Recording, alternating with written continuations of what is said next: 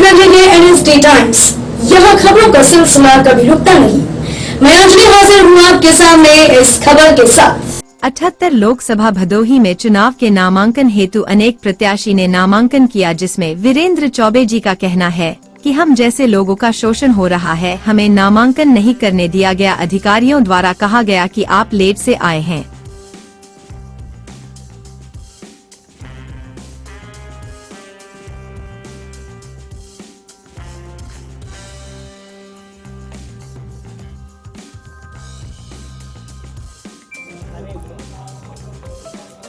पर्चा भरने आया, किस तरह की तैयारियां हैं? हम लोग सब पर्चा भरने आए हैं। कल हम लोग क्षेत्र की जनता का आशीर्वाद लिया। कल क्योंकि सभा बड़ी थी और हम सब लोग अगर सभा छोड़ के चले आते तो सभा में व्यवधान होता, इसीलिए ये निर्णय लिया गया कि आज हम लोग ये पर्चा भरेंगे। जनता का स्नेह प्रेम और आशीर्वाद लगातार मिलते जा रहा है और बड़ी खुशी के साथ ये मौका हम लोगों को मिला है कि इस पवित्र क्षेत्र से हम लोग को चुनाव लड़ने का अवसर माननीय राष्ट्रीय अध्यक्ष श्री अखिलेश यादव जी, आदरणीय ममता बनर्जी ने, श्री राहुल गांधी जी ने और आम आदमी पार्टी के अरविंद केजरीवाल जी ने सब लोग मिलने के यहाँ से लगाने का जो फैसला लिया, मैं उसका स्वागत और उनको प्रणाम करता हूँ। अलग अलग मुद्दों पे भारतीय जनता पार्टी पर जनता सवाल उठा रही है और खबरें निकल करके आ रही हैं कि उनका विरोध काफ़ी तेज चल रहा है। क्या कहना चाहेंगे इस पर? देखिए, भारतीय जनता पार्टी ने 10 साल इस देश का और 10 साल अपनी दोनों मतलब 7 साल से प्रदेश में सरकार और 10 साल से देश में सरकार, दोनों में सिर्फ जुमले दिए हैं। उन्होंने सिर्फ अगर कोई ठोस योजना दी होती, अगर कोई ठोस काम किया होता तो आज उसी का वो प्रचार कर रहे होते। उनके प्रचार ही दर्शाता है कि उन्होंने कोई काम जनता का नहीं किया, जनता को आगे बढ़ाने का नहीं किया, इसीलिए उनका विरोध इतनी कस के हो रहा है। महंगाई का मुद्दा हो, उनके पास उसके लिए कोई जवाब नहीं है, ना कोई उपाय है। बेरोज़गारी का मुद्दा है, उसके पास ना कोई उपाय है, ना कोई उनके अंदर सोच है कि उसको दूर कैसे किया जाए। शिक्षा की जो स्तर घटती जा रही है, स्वास्थ्य व्यवस्था जो डगमगा रही है, इन सारे चीज़ों को लेकर जनता त्रस्त है और जनता इस बार आवाज़ उठा रही है। क्या आप अपने सिंबल को चुनौती मानते हैं? है चुनौती, मगर ये अच्छा है क्योंकि इससे हम लोगों का प्रचार जो होगा वो घर घर तक होगा।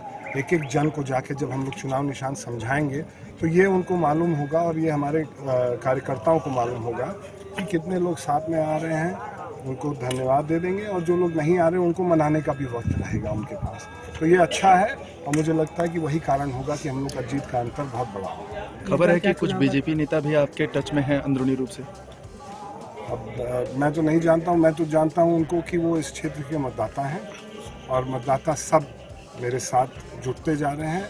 अन्य दल के हों या ना हो वो मैं उनका पहचान नहीं कर पाया था, पर ये मैं जानता हूँ कि हर वर्ग, हर तबका, हर समुदाय के लोग आज इंडिया गठबंधन की तरफ आशा भरी निगाहों के साथ देख रहे हैं और वो सब साथ में आए हुए हैं।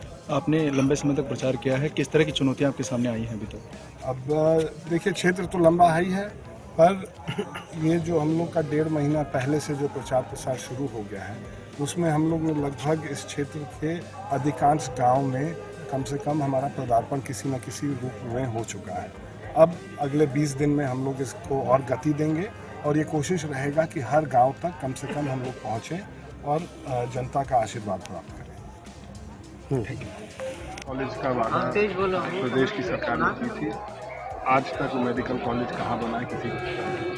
हर इलाके में अलग अलग मांगें हैं। पूर्णिया में पुल की मांग है, हर जगह जो है गंगा कटान की भी समस्या कहीं है, प्रतापपुर हंडिया के जो मुद्दे हैं वो अलग हैं। तो हर जगह की मांग अलग है। यहाँ पे लगभग मुझे लगता है 60-65 जगह रेलवे लाइन के अभी तक फाटक सरकार ने कहा था कि 24 तक हर फाटक को समाप्त करके या तो अंडरपास बना दिया जाएगा या ओवरब्रिज बना दिया जाएगा। यहाँ जिले में एक ओवरब्रिज हमको देखने को मिलता है भदोही में, जो माननीय वहाँ के वर्तमान विधायक और माननीय प्रदेश के उस वक्त के मुख्यमंत्री माननीय अखिलेश यादव जी के प्रयास से बना है। और एक अंडरपास और आई के पास बना हुआ है, जहाँ पे एक ज़माने में रेल हादसा हुआ था, उसके कारण वो अंडरपास बना हुआ है। ये मांग भी उठाना उचित नहीं समझे कि ये दोनों रेलवे लाइन इस जिले को 3 भाग में, इस लोकसभा को 3 भाग में बांटने।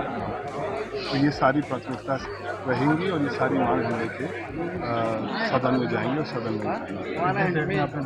हमने 3 सेट में दाखिल किया है ताकि समाजवादी पार्टी के सारे साथी, आम आदमी पार्टी और कांग्रेस के सारे साथी रहे, और परिवार के लोग जो मुझे आशीर्वाद देना चाह रहे थे सबको।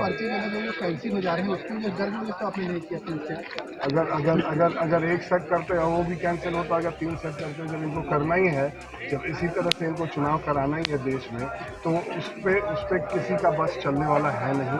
हम लोग जानते हैं कि चुनाव आयोग है, चुनाव आयोग एक निष्पक्ष बॉडी है, वो निष्पक्षता से चुनाव कराना चाहेगा, और मुझे पूरा आस्था और भरोसा है कि हम लोग ने सही से भरा है तो सही ही रहेगा।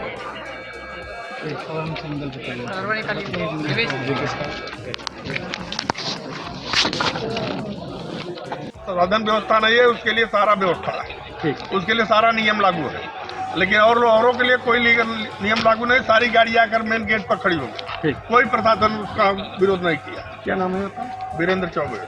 किस पार्टी के लड़ रहे हैं? सोची संदेश पार्टी।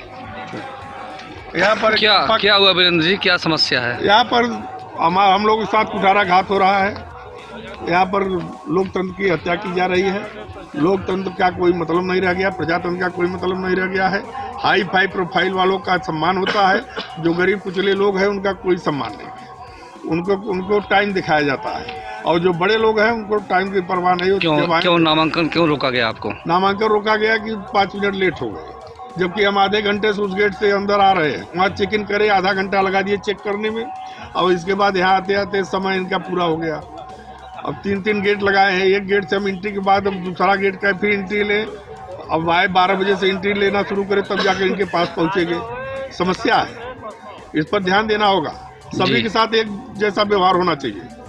व्यवहार में भेदभाव हो रहा है, भेदभाव, बहुत बड़ा भेदभाव हो रहा है। 5 मिनट के लिए जो हाई प्रोफाइल से आ रहा है उसकी सारी गाड़ियाँ आ रही है, हम लोगों को 2 किलोमीटर पहले ही रोक दिया जा रहा है। ये क्या है? 2 भी गाड़ी से आते तो और समय से पहले पहुंच जाते, गाड़ी से भी नहीं आने दे रहे हैं, पैदल आ रहे हैं। इसके बाद हमको यहाँ पर 1 घंटे जांच में लगाया जा रहा है, तब जाकर अंदर एंट्री हो रहा है। कहाँ से हम लोग सफल हो पाएंगे भाई? जी, जानकारी देने के लिए धन्यवाद वीरेंद्र जी।